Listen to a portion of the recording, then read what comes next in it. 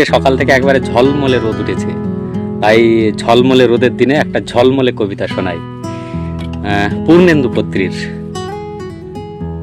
আমার সেই গল্পটা এখনো শেষ হয়নি, শোনো। পাহাড়টা আগেই বলেছি ভালোবেসেছিল মেঘকে, আর মেঘ কিভাবে শুকনো খটখটে পাহাড়টাকে বানিয়ে তুলেছিল ২৬ বছরের ছোকরা, সে তো আগেই শুনেছ।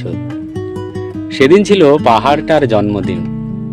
পাহাড় মেঘকে বললে, আজ তুমি লাল শাড়ি পরে আসবে।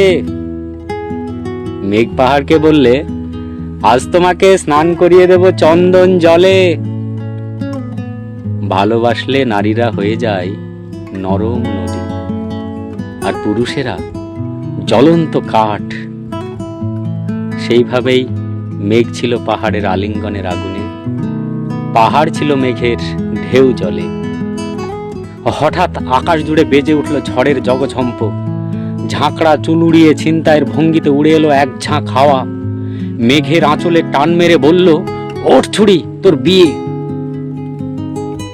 গল্পটা এখনো শেষ হয়নি। বজ্রের সঙ্গে মেঘের বিয়েটা হয়ে গেল ঠিকই, কিন্তু পাহাড়কে সে কোনো দিনই ভুলতে পারল না।